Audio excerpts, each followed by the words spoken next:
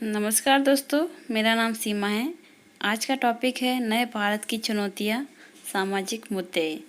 तो हम चलते हैं आगे कि नए भारत में किशोर अपराध और इसका मनोसामाजिक परिप्रेक्ष्य कैसा है। तो जब किसी बच्चे द्वारा कोई कानून विरोधी या समाज विरोधी कार्य किया जाता है तो उसे किशोर अपराध या बाल अपराध कहते हैं। कानूनी दृष्टि से किशोर अपराध 16 वर्ष से कम आयु के बालक द्वारा किया गया कानून विरोधी कार्य है, जिसे कानूनी कार्रवाई के लिए बाल न्यायालय के समक्ष उपस्थित किया जाता है। भारत के बाल अधिनियम 1986 संशोधित 2000 के अनुसार 16 वर्ष तक की आयु के बच्चों और 18 वर्ष तक की आयु की लड़कियों के अपराध पर किशोर अपराध सम्मिलित किया गया है। तो इस टॉपिक को हम आगे विस्तार से समझते हैं। कुछ वर्षों पहले अहमदाबाद में 3 किशोर ने अपने 6 वर्षीय पड़ोसी देह काबू की हत्या की थी। ये किशोर 25 लाख की फिरौती से एक आरामदायक जीवन जीना चाहते थे और उसी साल मुंबई में भी 4 किशोरों के समूह ने एक किशोर अदनान पठारावाला की हत्या की थी। इन्होंने उसके अमीर माता पिता से 2 करोड़ की फिरौती मांगी थी। तो ऐसे जो आंकड़े हैं वो 2014 की तुलना में 2015 में 1.5% की कमी आई है।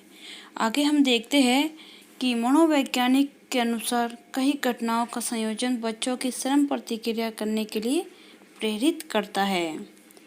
हिंसा का सामान्यकरण यह हमारे चारों तरफ हो रहा है और यह हमें अब प्रभावित नहीं करता। पहले में स्वयं की आवश्यकता को प्राथमिकता देना और बातचीत की कोई संभावना न रखना सामान्य हो चुका है। निर्मय और निर्दय नियंत्रित होना, अपनी मर्दानगी दिखाना, अस्थिर सपने, जल्दी पैसे कमाने की तीव्र इच्छा, वैश्य की सामग्री का अधिक उपयोग, वस्तुओं का दुरुपयोग, अश्लील साहित्य तक बैरो टोक पहुँचना युवाओं की हिंसा की प्रवृत्ति को बढ़ा रहा है। इसी दिशा में हम आगे बढ़ते हैं कि इसके व्यवहार में क्या बदलाव आए हैं। तो बच्चों का अच्छे ढंग से ध्यान रखें और उनके व्यवहार में आ रहे बदलाव। बच्चा स्कूल जाने से आनाकानी करने लगे, स्कूल से रोजाना अलग अलग तरह की शिकायतें आने लगे, गलत संगत में बैठाना, किसी एक काम पर ध्यान न लग पाना, आवारगर्दी करना, हर समय मोबाइल और इंटरनेट पर चिपके रहना, ये सारी ऐसी आदतें बच्चों को अपराध की ओर प्रेरित करती है। अब इसी के आगे हम देखते हैं कि जो संयुक्त राष्ट्र की संस्था है यूनिसेफ एक रिपोर्ट तैयार करती है, जिसके मुताबिक भारत में 2011 की जनगणना के अनुसार किशोरों की संख्या 24 करोड़ से अधिक है और इंडियन जर्नल साइकोलॉजिकल मेडिसिन में प्रकाशित एक अध्ययन के अनुसार लड़कों में लड़कियों के मुकाबले अधिक गुस्सा देखने को भी मिलता है। तो इसी अध्ययन में शामिल लोगों में जिस समूह में उम्र 16 से 19 वर्ष के बीच थी, उनमें ज़्यादा गुस्सा देखने को मिला, जबकि जिस समूह की उम्र 20 से लेकर 24 वर्ष के बीच थी, उसमें गुस्से में थोड़ी कमी थी। तो आगे हम देखते हैं कि इसके नियंत्रण की ज़रूरत क्यों है। तो कानून और बाल सुधार गृह, भारत में सभी राज्यों में बाल न्यायालय और बाल सुधार गृह की स्थापना करना, पोर्नोग्राफी, अश्लील साहित्य, अश्लील पेश करने वाले नाटक, विज्ञापन और बच्चों को अपराध के लिए प्रेरित करना, ये सारी इस पर तत्काल रोक लगाई जानी चाहिए। किशोर अपराध की रोकथाम के लिए माता पिता, परिजन, सरकारी एजेंसियां, संस्थाएं, पुलिस, न्यायपालिकाएं, ऐसे सारे संगठन आपसी में तालमेल है। तो ऐसे जो अपराध है वो जो बाल किशोर के रूप में किए जाते हैं, तो उनकी व्यवस्था न्यायालय, बाल श्रम न्यायालय की व्यवस्था की गई है, ताकि छोटी उम्र में अगर वो कोई अपराध करते हैं तो उनको एक सुधरने के लिए उस न्यायालय में पेश किया जाता है।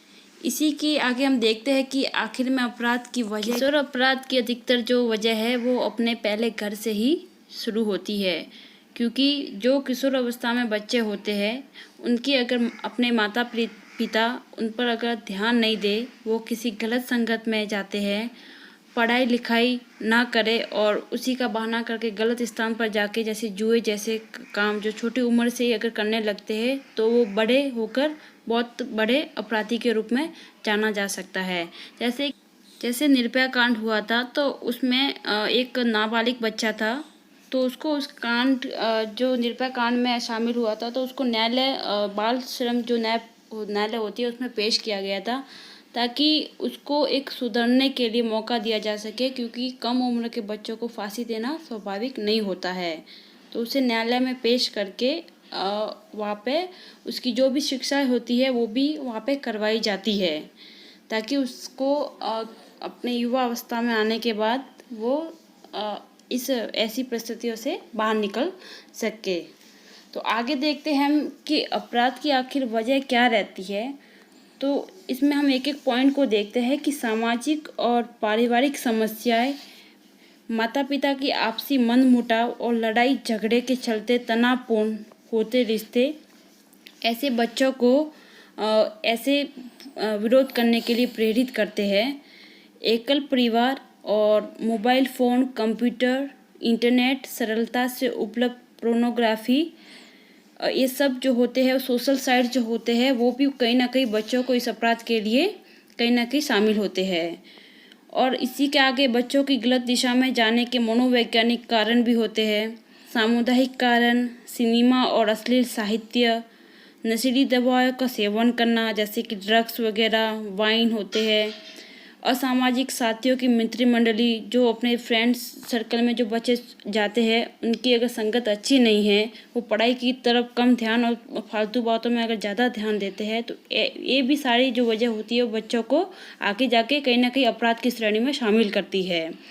पारिवारिक हिंसा, बाल यौन शोषण और मीडिया की भूमिका भी इसमें कहीं ना कहीं प्रेरित करती रही है। तो यही सारी किशोर अपराध की वजह थी। तो दोस्तों लाइक, कमेंट एंड शेयर करें वीडियो को, और अगर सब्सक्राइब नहीं किया है चैनल को तो सब्सक्राइब भी करें, ताकि आने वाला मेरा वीडियो आप तक पहुंच सके। अगर कोई गलती भी हुई है तो भी आप कमेंट करके मुझे इस वीडियो में बताएं।